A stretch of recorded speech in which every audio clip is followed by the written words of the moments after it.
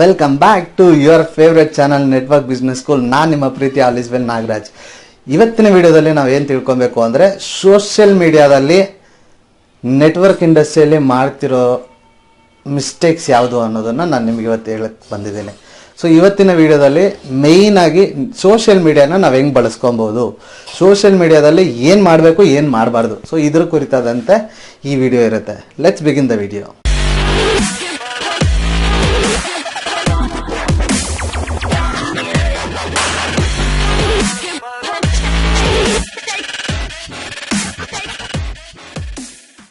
S my dear friends, ಇವತ್ತು social media ಅನ್ನೋದೇನಿದೆ ತುಂಬ ಪವರ್ಫುಲ್ ಆದಂಥ ಒಂದು ಟೂಲ್, ಅದು ಒಂದು ಪ್ಲ್ಯಾಟ್ಫಾರ್ಮ್ ಅದು.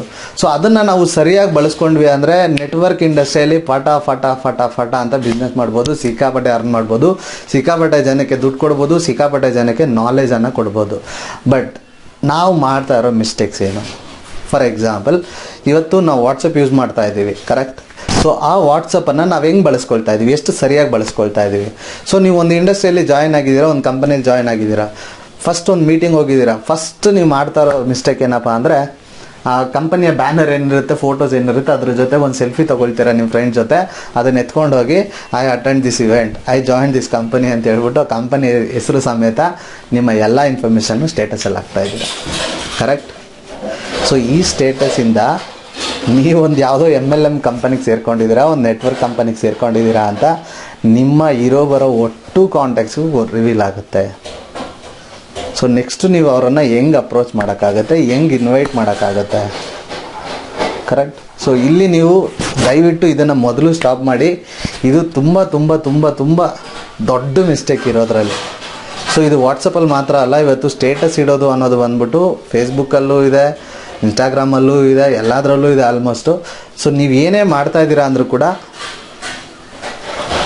ಸೊ ಸೋಷಿಯಲ್ ಮೀಡಿಯಾದಲ್ಲೇ ನೀವೇನೇ ಮಾಡ್ತಾ ಇದ್ದೀರಾ ಅಂದರೂ ಕೂಡ it should be attractive.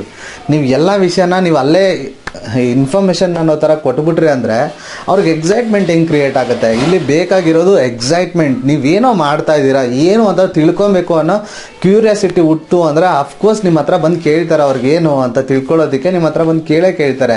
So ಕೇಳಿದವ್ರನ್ನ ನೀವು ಟೇಕ್ ಕೇರ್ ಮಾಡಿ, ಆಪರ್ಚುನಿಟಿ ಕೊಟ್ಟು, ಐಡಿಯಾಸ್ ಕೊಟ್ಟು, ಬಿಸ್ನೆಸ್ಸಲ್ಲಿ ಒಳಗಡೆ ಕರ್ಕೊಂಡು ಬಿಸ್ನೆಸ್ ಮಾಡಿಸ್ಬೋದು. ಬಟ್ ನೀವೇನು ಮಾಡ್ತಾ ಇದ್ದೀರಾ ಅಂದರೆ ಕಂಪನಿಯಿಂದ ಹಿಡಿದು ಪ್ಲ್ಯಾನಿಂದ ಹಿಡಿದು ಎಲ್ಲನೂ ಒಂದೇ ಸರಿಯಲ್ಲಿ ಸ್ಟೇಟಸಲ್ಲಿ ಇಟ್ಬಿಡ್ತಾ ಇದ್ದಾರೆ. ಸೊ ಸ್ಟೇಟಸಲ್ಲಿ ಫಾರ್ ಎಕ್ಸಾಂಪಲ್ ಯಾರೋ ಇಬ್ಬರು ಮೇ ಬಿ ನಿಮ್ಮನ್ನು ಕೇಳ್ಬೋದು. ಬಟ್ ಆ ಇಬ್ಬರೋ ನಿಮ್ಮನ್ನು ಕೇಳಬೇಕು ಅನ್ನೋದಕ್ಕೋಸ್ಕರ ಬರೋ ಎಲ್ಲ ಕಾಂಟ್ಯಾಕ್ಟ್ಸ್ಗೂ ನೀವು ಏನು ಮಾಡ್ತಾ ಇದ್ದೀರಾ ಅನ್ನೋದನ್ನು ರಿವೀಲ್ ಮಾಡ್ತಾ ಇದ್ದೀರಾ, ಕಂಪನಿ ಹೆಸರು ಹಾಕ್ಬಿಡ್ತೀರಾ. ಸೊ ಏನೋ ಒಂದು ಅಸ್ಯೂಮ್ಷನ್ಗೆ ಹೋಗ್ಬಿಡ್ತಾರೆ ನಮ್ಮ ಜನ. ಏನಕ್ಕೆ ನಾನು ಇದನ್ನು ಹೇಳ್ತಾ ಇದ್ದೀನಿ ಅಂದರೆ, ನೆಟ್ವರ್ಕ್ ಇಂಡಸ್ಟ್ರಿ ಅನ್ನೋದು ಸ್ವಲ್ಪ ನೆಗೆಟಿವ್ ಸೈಡಲ್ಲಿ ಇರೋದ್ರಿಂದ ನಾವು ಇದನ್ನು ತುಂಬ ಇಂಪಾರ್ಟೆನ್ಸ್ ಕೊಟ್ಟು ತಲೆ ಕೆಡಿಸ್ಕೊಂಡು ನೋಡ್ಕೊಬೇಕಾಗಿರುವಂಥ ವಿಚಾರ. ಸೊ ಇದನ್ನು ದಯವಿಟ್ಟು ಮರಿಬೇಡಿ, ಮಾಡಬೇಡಿ, ಓಕೆನಾ? ಸೊ ಇಲ್ಲಿ ನೀವು ಏನು ಮಾಡ್ಬೋದು, ಅದ್ರ ಬದಲಾಗಿ ನೀವೇನು ಮಾಡ್ಬೋದು ಅಂದರೆ, ನಿಮ್ಮ ಟೀಮು, ನಿಮ್ಮ ಯಾರು ಅಸೋಸಿಯೇಟ್ಸ್ ಇದ್ದಾರೆ ಅವ್ರ ಜೊತೆ ನಿಂತ್ಕೊಳ್ಳಿ, ಫೋಟೋ ಇಟ್ಕೊಳ್ಳಿ. This is my partners, this is my new team, this is my Karnataka team. So ಆ ಥರ ಇನ್ಫಾರ್ಮೇಷನ್ ಅನ್ನೋದನ್ನು ನೀವು ನಿಮ್ಮ ಸ್ಟೇಟಸಲ್ಲಿ ಇಡೋ ಮುಖಾಂತರ ನೀವು ಬೇಕಾದರೆ ಕ್ಯೂರಿಯಾಸಿಟಿ ಹೈಕ್ ಮಾಡ್ಬೋದು. ಸೊ ಎಕ್ಸೈಟ್ಮೆಂಟನ್ನು ಕ್ರಿಯೇಟ್ ಮಾಡ್ಬೋದು. ಬಟ್ ನಿಮ್ಮ ಕಂಪನಿ ಹೆಸರನ್ನ ರಿವೀಲ್ ಮಾಡೋ ಅವಶ್ಯಕತೆ ಇಲ್ಲ. ಇನ್ನೊಂದು ಮಿಸ್ಟೇಕ್ ಏನು ಮಾಡ್ತಾ ಇದ್ದಾರೆ ಅಂದರೆ, ನಮ್ಮ ಜನ ಫುಲ್ ಪ್ಲ್ಯಾನನ್ನು ಸ್ಟೇಟಸಲ್ಲಿ ಹಾಕ್ಬಿಡ್ತಾರೆ. ಏನು, ಎಷ್ಟು, ಹೆಂಗೆ ಬರುತ್ತೆ, ಏನು ಬರುತ್ತೆ ಎಲ್ಲನೂ ಹಾಕ್ಬಿಡ್ತಾರೆ. ಗುರು, ನೀನೇನು ಮಾಡ್ತಾ ಇದೆಯಾ ಅಂತ ನೀನು ಅರ್ಥ ಮಾಡ್ಕೊಳ್ಳೋದಕ್ಕೆ 1 ವರ್ಷ ಬೇಕಾಗುತ್ತೆ. ಅದನ್ನು ನೋಡಿ 2 ನಿಮಿಷದಲ್ಲಿ ಅವ್ನು ಹೆಂಗೆ ಅರ್ಥ ಮಾಡ್ಕೊಳ್ತಾನೆ? ಇನ್ ಕೇಸ್ ಅವ್ನು ಮಾಡಿದ್ದಾನೆ ಅಂದರೆ ಎಷ್ಟು ಪರ್ಸೆಂಟೇಜ್ ಆಫ್ ಪೀಪಲ್ ಮಾಡಿದ್ದಾರೆ ಇವತ್ತು? ಎಷ್ಟು ಪರ್ಸೆಂಟೇಜ್ ಆಫ್ ಪೀಪಲ್ ನಿಮ್ಮನ್ನು ಕಾಂಟ್ಯಾಕ್ಟ್ ಮಾಡ್ಬೋದು ಏನು ಅಂತ ತಿಳ್ಕೊಳ್ಳೋದಕ್ಕೆ, ಕರೆಕ್ಟ್ ಅಲ್ವಾ? ಸೊ ನೀವೇನು ಮಾಡ್ತಾ ಇದ್ದೀರಾ, ಯಾರು ಇಬ್ಬರು ಕೇಳ್ತಾರೆ ಅನ್ನೋದಕ್ಕೋಸ್ಕರ ಬರೋ ಅಷ್ಟು ಕಾಂಟ್ಯಾಕ್ಟ್ನು ಹಾಳು ಮಾಡ್ಕೊಳ್ತಾ ಇದ್ದೀರಾ. ದಯವಿಟ್ಟು ಇದನ್ನು ಮಾಡಬೇಡಿ. ನೀವೇನು ಮಾಡ್ತಾ ಇದ್ದೀರಾ ಅನ್ನೋದು ನಿಮಗೆ ಗೊತ್ತಿತ್ತು ಅಂದರೆ ಸಾಕು. ನೀವೇನು ಮಾಡಬೇಕು, ನಿಮ್ಮಲ್ಲಿ ಏನು ಒಳ್ಳೇದು ಗೊತ್ತಾಗ್ತಾ ಇದೆ, ನಿಮ್ಮಲ್ಲಿ ಏನು ಚೇಂಜಸ್ ಆಗ್ತಾ ಇದೆ ಅದನ್ನು ಸ್ಟೇಟಸಲ್ಲಿ ಇಡಿ. ಸ್ಟೇಟಸ್ ಅಂದರೆ ನಾನು ಏನು ಆಗ್ತಾ ಇದ್ದೀನಿ, ನನ್ನಲ್ಲಿ ಏನು ಚೇಂಜ್ ಆಗ್ತಾ ಇದೆ ಅನ್ನೋದನ್ನು ನೀವು ತೋರಿಸೋವಂಥ ವಿಚಾರ. ಸೊ 24 ಗಂಟೆ ಇರುತ್ತೆ. 24 ಗಂಟೆಯಲ್ಲಿ ಇವತ್ತು ನಾನು ಏನೇನು ಮಾಡಿದೆ ಅದನ್ನು ಇಡಿ, ಅದನ್ನು ಮಾಡಿ. ಪ್ರತಿಯೊಬ್ಬರಿಗೂ ನೀವೇನು ಮಾಡ್ತಾ ಇದ್ದೀರಾ, ನೀವೇನು ಇಂಪ್ರೂವ್ ಆಗ್ತಾ ಇದ್ದೀರಾ ಅಂತ ತೋರಿಸಿದ್ರೆ ಸಾಕು. 100% ನೀನು ಗ್ರೋ ಆಗ್ತಾ ಇದೆಯಾ ಅಂತ ಗೊತ್ತಾಯಿತು ಅಂದರೆ, ಏನು ಮಾಡ್ತಾ ಇದೆಯಾ, ಈ ನಡುವೆ ತುಂಬ ಚೇಂಜಸ್ ಕಾಣಿಸ್ತಾ ಇದೆ ನಿನ್ನ ಮಧ್ಯೆ, ನಿನ್ನಲ್ಲಿ ಏನೋ ತುಂಬ ಚೇಂಜಸ್ ಕಾಣ್ತಿದೆ ಅಂತ ಅವ್ರು ಕೇಳ್ತಾರೆ. ಅವ್ರು ಕೇಳಿದ್ರು ಅಂದರೆ ನಿಮಗೆ ಬಿಸ್ನೆಸ್ ಸ್ಟಾರ್ಟ್ ಆಯಿತು ಅಂತ ಅರ್ಥ.